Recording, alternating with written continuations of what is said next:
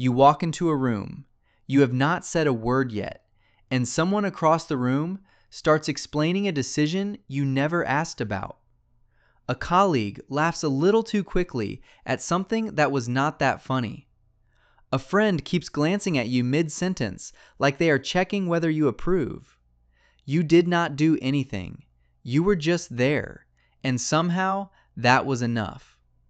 Most people think intimidation comes from aggression, from dominance, from someone loud who forces attention and takes up more space than they were given. But that is not what we are talking about today.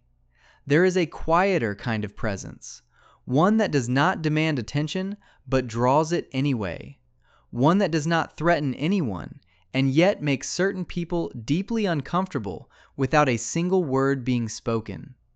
Psychologists call this nonverbal psychological dominance, and the people who carry it almost never realize they have it.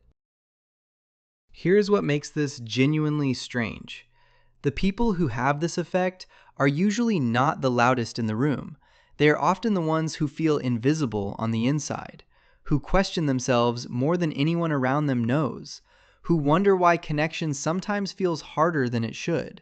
The same presence that unsettles others is the same thing that quietly isolates them. Today I want to show you 7 signs that you have this kind of presence and what it is actually costing you. Sign 1.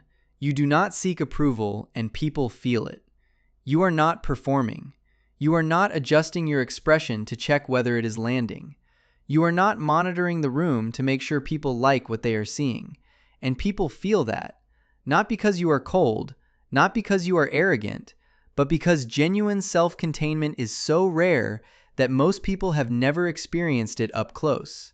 The average person is constantly, often unconsciously, looking for feedback, a nod, a smile, a small signal that what they are doing is acceptable. When they do not get that feedback from you, not because you are withholding it, but because you simply do not operate that way, something in them activates. They fill the silence you left with their own anxiety. They assume your calm is judgment. Your steadiness is disapproval. Your self-sufficiency is somehow a verdict on their need for reassurance. You are not doing anything to them. You are simply being complete in yourself. And that alone is one of the most unsettling things a person can be. Sign 2. You are comfortable in silence. Most people rush to fill silence, not because they have something important to say, because silence makes them anxious. It feels like something has gone wrong, like the relationship is breaking, like they have failed to maintain the connection.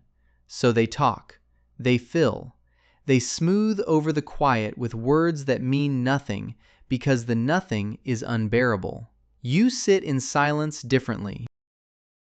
To you, it feels like space, like thinking room, like the natural pause between one real thing and the next. You are not performing comfort.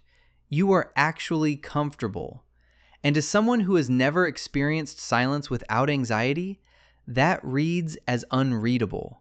And unreadable, to certain people, feels threatening. Not because you meant it that way, but because your calm reveals their discomfort to themselves. And people rarely forgive the person who does that without even trying. Sign 3. People explain themselves around you without you asking. You ask a simple question, a genuinely curious, completely innocent question, and you get a paragraph of justification in return. You were not judging. You were not interrogating. You were just interested. But something in the quality of your attention, the way you actually listen instead of waiting to speak, the way you notice what is not being said as clearly as what is, makes people feel like they are being evaluated. So they explain. They justify. They defend decisions you never questioned. Psychologist Albert Mehrabian found that over 55% of communication is nonverbal. Before you speak, your presence has already said something. And your presence says, I am paying attention. I am actually here. I see what is actually happening. For people who are used to being only partially seen, that level of attention feels like exposure. And their explanation is not really for you, it is for themselves. A way of managing the discomfort of being fully seen by someone who actually notices. Stop here for a moment, because everything so far sounds like strength, and it is, but there is another side to this that needs to be named. The same presence that gives you this quiet power is also what makes certain kinds of connection harder than it should be. People project onto what they cannot read, and what they project is usually their own fear.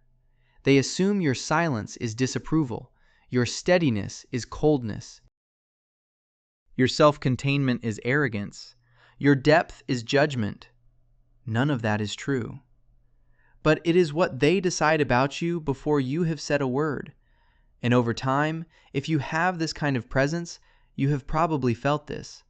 The sense that people keep a slight distance, that they are friendly but careful, that intimacy takes longer than it seems like it should, that you are respected but not always approached.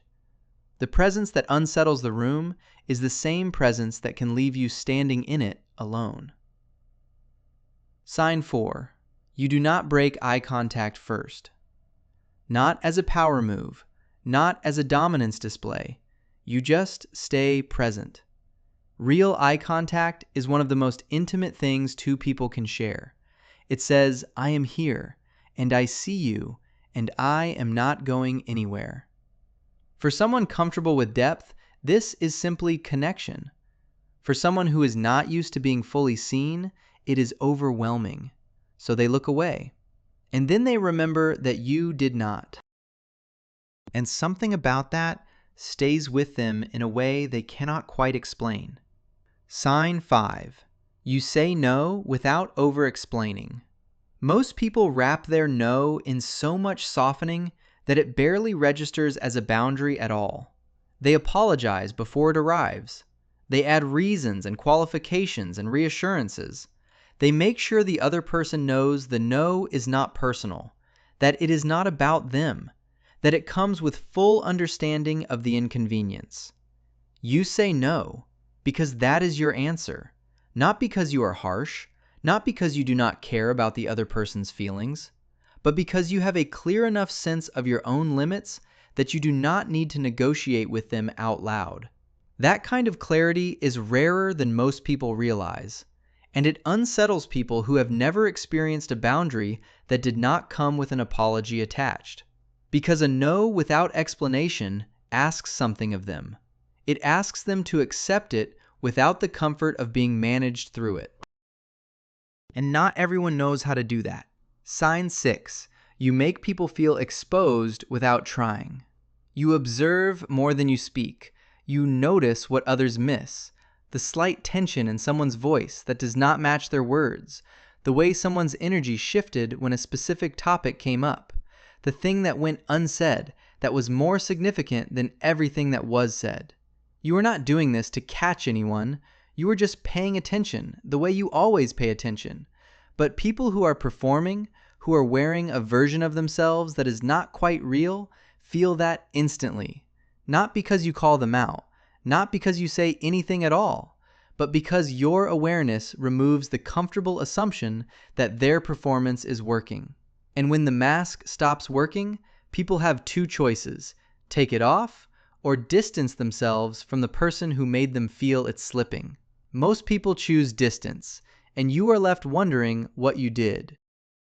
Sign 7. You feel everything more deeply than anyone around you knows. Behind the calm, there is someone who processes the world at a depth that can be genuinely exhausting. You notice what is not said. You feel the shift in a room before anyone else registers it. You carry the emotional weight of interactions long after they are over. You replay conversations. You sense undercurrents. You feel things that most people walk straight past without registering. Psychologists call this high sensory processing sensitivity. It means your nervous system takes in more information than average, more detail, more emotional data, more of the invisible texture of every interaction. And that is exactly why your presence carries weight, because depth is felt before it is understood. People do not always know why they react to you differently. They just know something is different. They just know you are paying attention in a way that most people are not. And that you see things they would prefer stayed unseen. You were never trying to intimidate anyone. You just stayed real in a world that rewards performance. You stayed present when others pretended. You did not adjust yourself to make the room more comfortable, and that alone, your simple, uncompromised realness, was enough to unsettle people who have forgotten what real looks like. You are not too much. You are not difficult. You are not cold. You just forgot to pretend. And in a world full of people performing, that is both the most isolating and the most powerful thing you can be. Which of these 7 felt most like something you have been living without having words for? Drop it in the comments. And if someone in your life has this kind of presence, the kind that makes you want to explain yourself without knowing why, share this with them. Because the people who unsettle rooms the most are usually the last ones to understand why.